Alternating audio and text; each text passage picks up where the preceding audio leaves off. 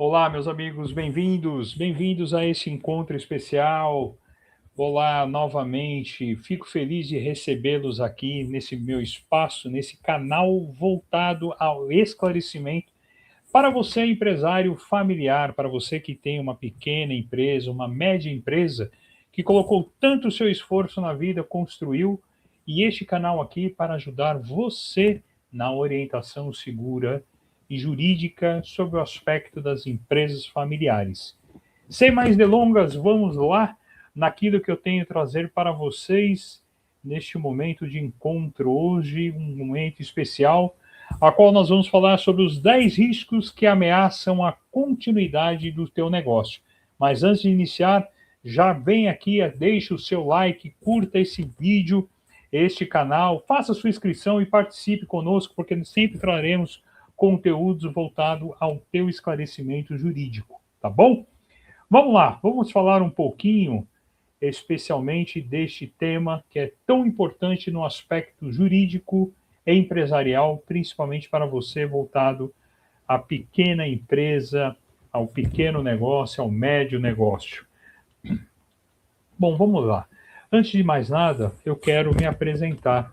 Para você que não me conhece, o meu nome é Rogério, eu sou advogado aqui em São Paulo, atuando com atuação voltada exclusivamente para empresas, pequenas e médias empresas familiares.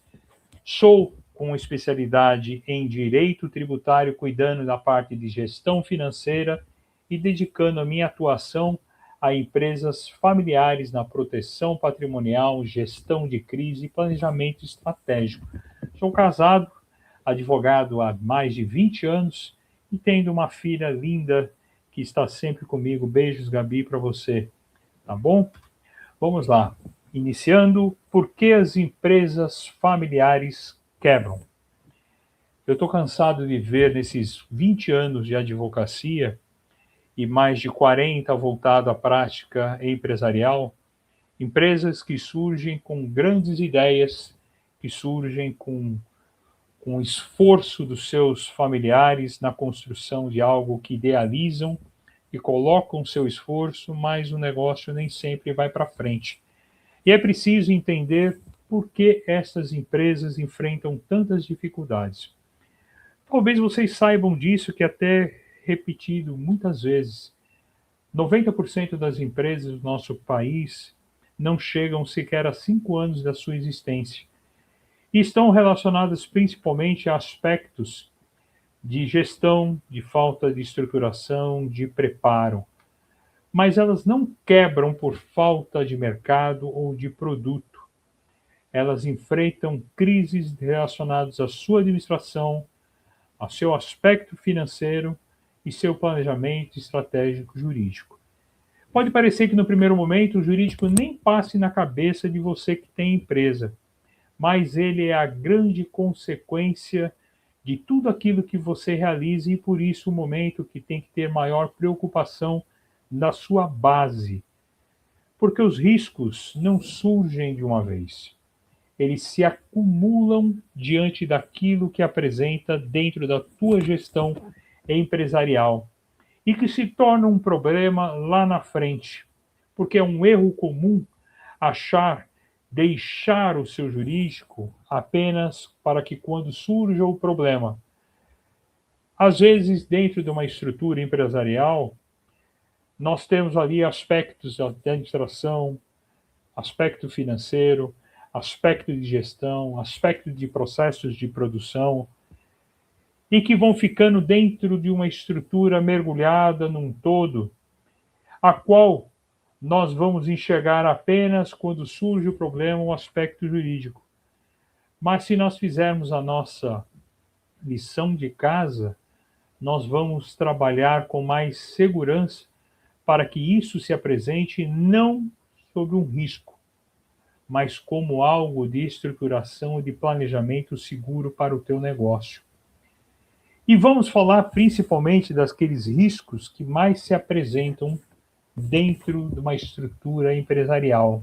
E o primeiro deles, para que não venha a surgir um risco jurídico lá na frente, é a confusão patrimonial. É aqui um aspecto importante, porque nós estamos cansados, eu estou cansado de ver empresas que criam sua estrutura misturando tudo no mesmo balaio de gato, na mesma relação, que não consegue separar de forma clara aquilo que é da empresa e o que é da família, e vai estruturando e avançando na tua empresa, não separando, deixando isso tudo misturado.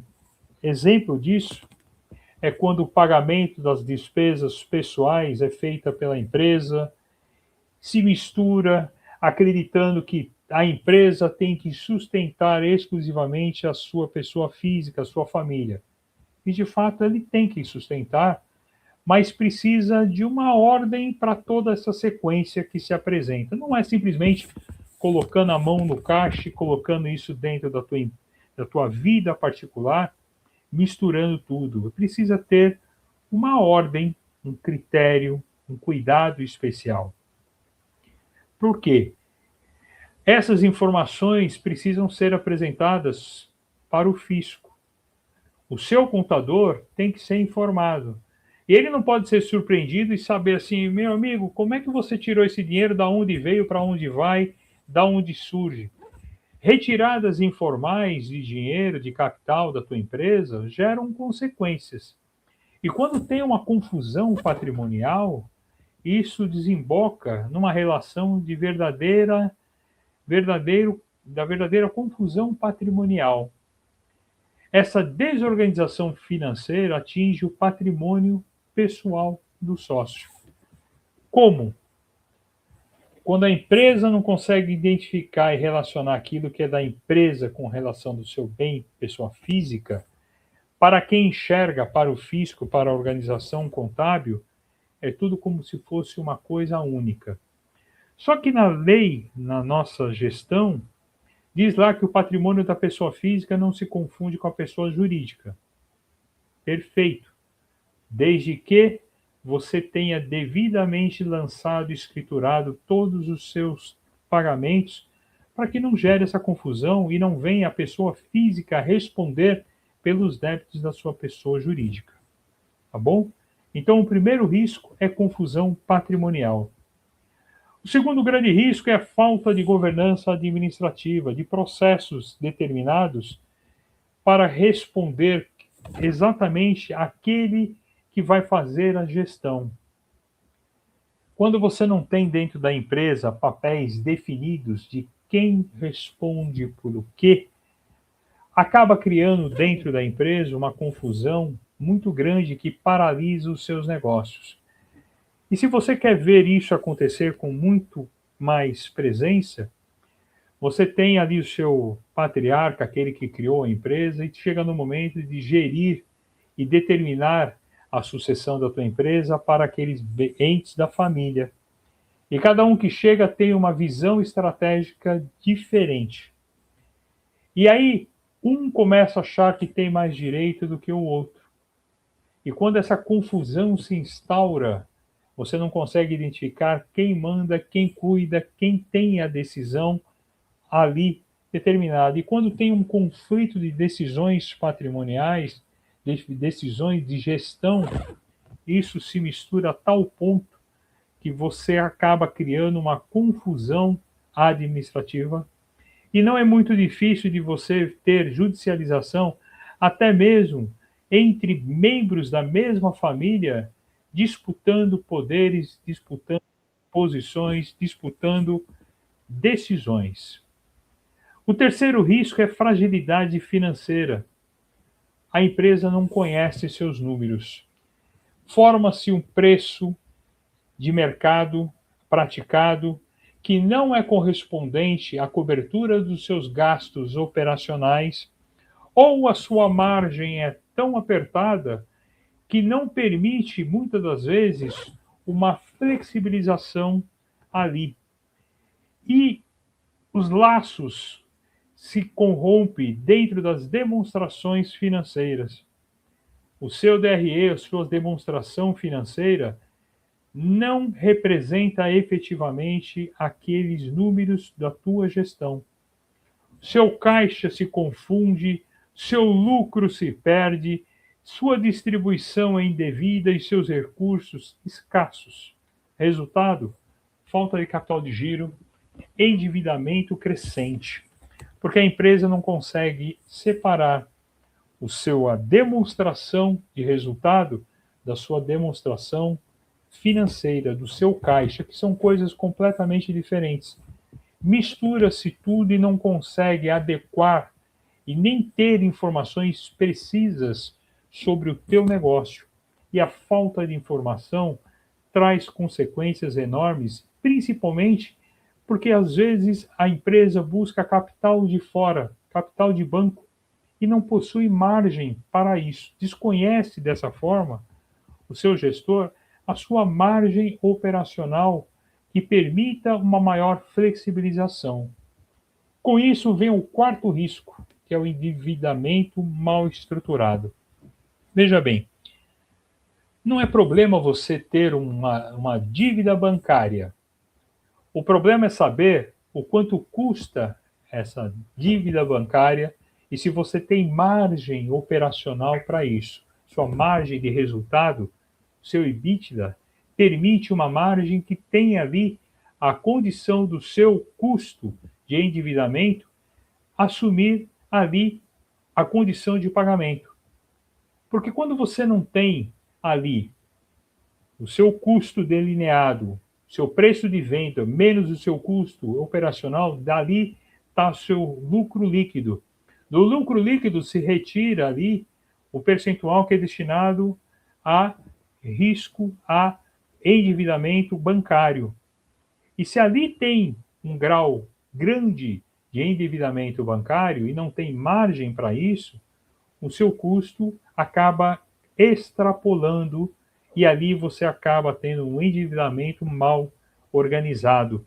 E aí você precisa, antes de tomar qualquer decisão, ter uma análise financeira bem realizada e um acompanhamento jurídico que permita uma análise contratual daquilo que você está assinando com o seu banco, para que você não fique preso a ele e não tenha margem de rolagem de dívida e saiba exatamente como trabalhar nisso de uma forma que permita caminhar seguramente na continuidade do teu negócio, tá bom? Para que o seu banco não se torne um sócio ali do teu negócio e fique com a melhor parte, a maior parte, e você trabalhando exclusivamente para ele, colocando em risco o teu patrimônio, a tudo aquilo que você conquistou. O quinto risco é um risco fiscal silencioso. Aqui, uma grande consequência para aquela estrutura de empresa mal planejada. É preciso conhecer a atividade operacional, saber se aquilo pode representar um custo maior, saber qual é o planejamento tributário que vai ser aplicado ao regime que melhor identifique a tua condição. Nem sempre a empresa que está no simples é vantajosa.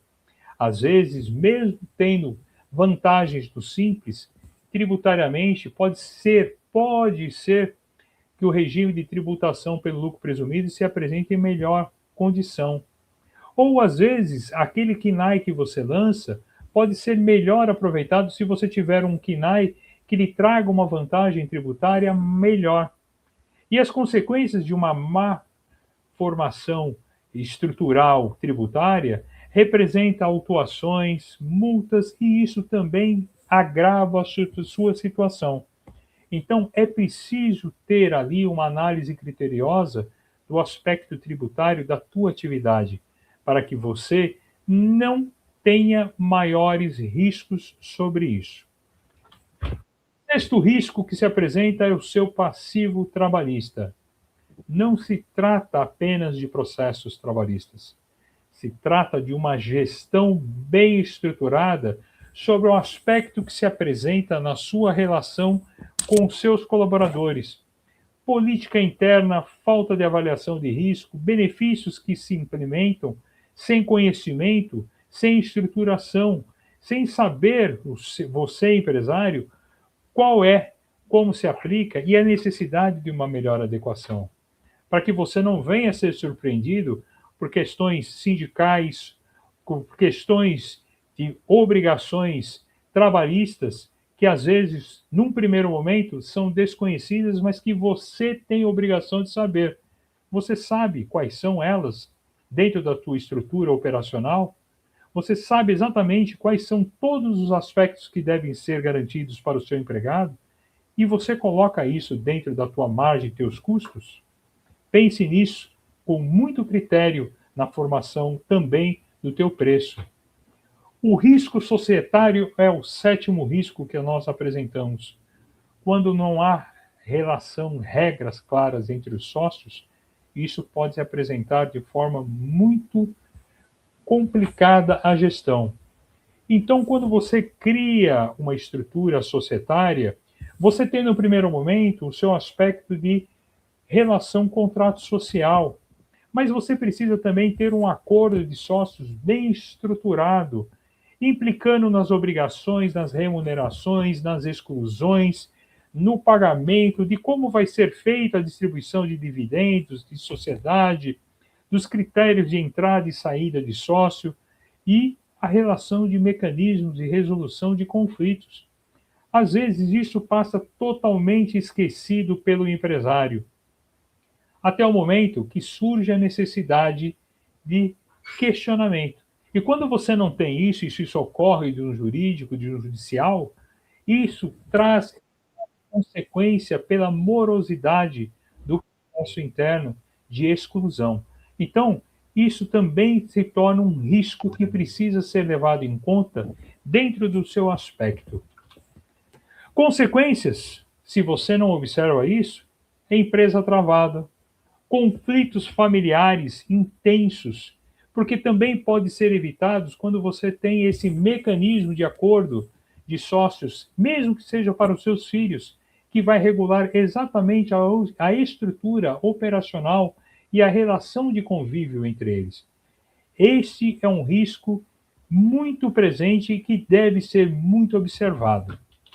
O oitavo risco é a sucessão não planejada. Dois aspectos aqui de muito critério que deve ser observado. O primeiro deles é o risco da sucessão empresarial. Todo aquele que cria uma estrutura empresarial pensa na sua continuidade e é normal que aqueles filhos sejam trabalhados na forma de continuidade da sua negócio, da sua empresa, do seu legado. Mas como fazer isso? Como trabalhar dentro da estrutura de transmissão da sociedade para os seus filhos de uma forma planejada e organizada? Herdeiros precisam ser preparados, saber se realmente querem a continuidade do negócio e se querem, como vai ser transmitido isso. A herança, a sua gestão, precisa de um trabalho de conscientização, de preparo de informação. Porque o novo chega com grandes ideias e às vezes conflita com aquele que traz a gestão de muito tempo.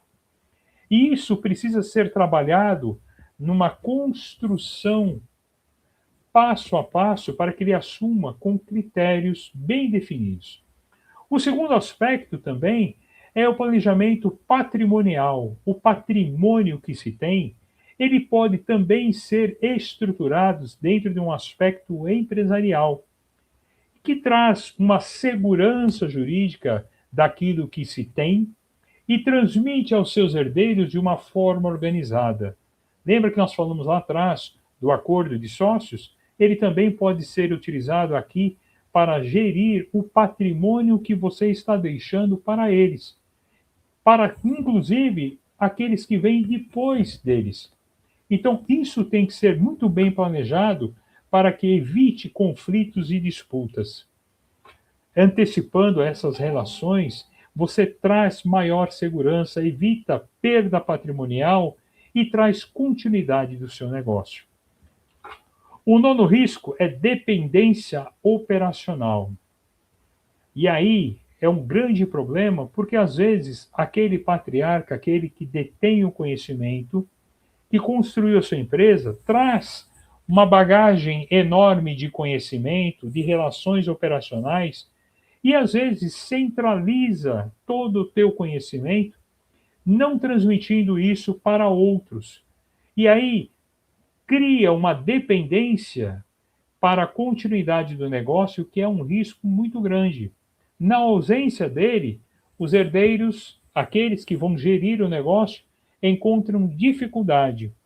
Então, a dependência operacional também é um risco que deve ser mitigado, trabalhado na estrutura empresarial. A consequência disso é um imprevisto, porque nós não sabemos o dia de amanhã. E quanto mais cedo se pensar na continuidade do seu negócio, no preparo dele, maior a segurança efetiva para a relação empresarial familiar. O décimo risco que eu citaria são os contratos frágeis ou inexistentes. Muitas das vezes cria-se relações de boca, falta de estruturação, de planejamento documental. A governança ela passa através da gestão das relações de todas as fases dentro da operação. E é preciso que todas elas tenham um critério bem apurado e definido de controle, de organização, para que saiba exatamente o que, como exigir, de quem exigir. Se você não tem isso e tem tudo de boca, cria-se uma relação de exata complexidade no momento de necessidade. E aí geram-se consequências da ordem jurídica que desembocam, às vezes, em relações de custos operacionais que vão sendo obrigados a reformular. Quanto mais cedo a empresa familiar se preocupar com isso, mais segurança ele vai ter dentro daquilo que se evita de custo futuro com problemas e discussões. Qual é o ponto central que se apresenta a isso? Os riscos não aparecem de um dia para o outro, eles se formam na rotina da empresa. E quando chega no judiciário, o custo é alto e o financeiro, emocional e familiar de desgaste enorme. É preciso trabalhar dentro dos critérios que antecedem a qualquer conflito para que você tenha o melhor resultado. Quando lá atrás nós falamos do risco de falta de controle de gestão financeira, de apuração de resultados e demonstrações, isso vai refletir exatamente lá. E quanto maior o custo, menor a sua receita, menor a sua margem, maior o impacto na tua operação. Então, é necessário que o empresário tenha essa preocupação, tá? Empresa familiar, ela não precisa ser frágil, ela tem que ser muito bem estruturada, não importa o seu tamanho. Importa que você tenha a organização de toda a sua cadeia de gestão de produção, do início ao fim, para que você tenha esses 10 critérios muito bem analisados, para que não falte o critério de gestão e o critério de organização. Sem isso, você acaba desprotegendo. E ao contrário, nós queremos fazer a proteção familiar, a proteção e a garantia que o teu negócio continue. Então, não basta você ter tudo isso, não importa o tamanho, o importa é que você tenha um nível de segurança e proteção, tá bom? Eu espero ter contribuído com todos aqueles principais pontos de observação dentro do teu negócio. Deixo aqui o meu contato, como você pode entrar em contato comigo, se caso tenha necessidade. E eu fico à disposição para esclarecer. E se for o caso, agende um atendimento comigo e eu vou trazer essa performance dentro da tua empresa com muito mais segurança e critério, tá bom? Agradeço aqui a participação, de você ter acompanhado esse conteúdo até o final. Espero ter auxiliado você e fico à disposição para mais esclarecimentos, tá bom? Muito obrigado, até o nosso próximo encontro. Te espero e até lá.